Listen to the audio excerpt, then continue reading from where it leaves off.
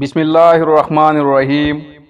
حضور اکرم صلی اللہ علیہ وسلم شب معراج میں بیت المقدس کی طرف جاتے ہوئے مصر کے قریب ایک مقام سے گزرے تو انہیں نہایت ہی اعلیٰ اور زبردست خوشبو آنے لگی۔ آپ صلی اللہ علیہ وسلم نے حضرت جبرائیل علیہ السلام سے پوچھا کہ یہ خوشبو کیسی ہے؟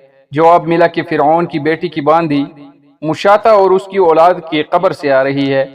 پھر حضرت جبرائیل علیہ السلام نے اس کا قصہ بیان کیا کہ مشاطہ فرعون کی بیٹی کے خادمہ تھی اور وہ خفیہ طور پر اسلام لا چکی تھی۔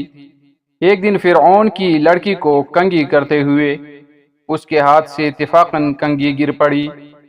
وہ اٹھانے لگی تو اس کی زبان سے بے ساختہ بسم اللہ نکل گیا۔ اس پر شہزادی نے کہا کہ تو نے آج ایک عجیب کلمہ بولا، رب تو میرے باپ فرعون ہی ہیں، تو پھر تم نے یہ کس کا نام لیا ہے؟ اس نے جواب دیا، فرعون رب نہیں بلکہ رب وہ اللہ ہے جو مجھے اور تجھے اور خود فرعون کو روزی دیتا ہے۔ شہزادی نے کہا، اچھا تو میرے باپ کے سوا کسی اور کو اپنا رب مانتی ہے؟ اس نے جواب دیا، ہاں میرا تیرا اور تیرے رب کا باپ اللہ تعالیٰ ہی ہے۔ شہزادی نے اپنے باپ سے کہلوایا۔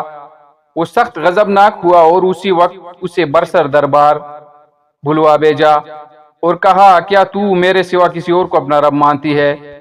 اس نے کہا، میرا اور تیرا رب اللہ تعالیٰ ہی ہے جو بلندیوں اور بزرگی والا ہے۔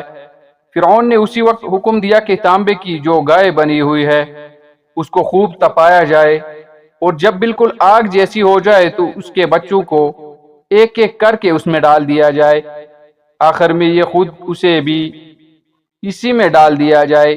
چنانچہ وہ گرم کی گئی۔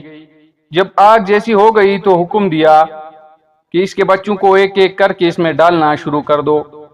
اس نے کہا، بادشاہ ایک درخواست میری منظور کرو، وہ یہ ہے کہ میرے اور میرے ان بچوں کی ہڈیاں ایک ہی جگہ ڈال دینا۔ اس نے کہا، اچھا تیرے کچھ حقوق ہمارے ذمہ ہیں اس لیے یہ منظور ہے۔ اس کی دونوں بچیاں اس کی آنکھوں کے سامنے اس میں ڈال دی گئیں اور وہ فوراً جل کر راکھ ہو گئے۔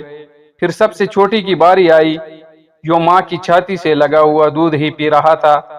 فرعون کے سپاہیوں نے اسے گھسیٹا تو اس نیک بندی کی آنکھوں تلے اندھیرا چھا گیا۔ اللہ پاک نے اس بچے کو اسی وقت زبان دے دی اور اس نے بآواز بلند کہا، اماں جان افسوس نہ کر، اماں جان ذرا بھی پیش و پس نہ کر، حق پر جان دینا ہی سب سے بڑی نیکی ہے۔ چنانچہ انہیں صبر آ گیا، اس بچے کو بھی آگ میں ڈال دیا گیا اور آخر میں ان کی ماں کو بھی اس آگ میں جلا کر مار دیا گیا۔ یہ خوشبو کی مہکیں اس کے جنتی محل سے آ رہی ہیں۔ سبحان اللہ۔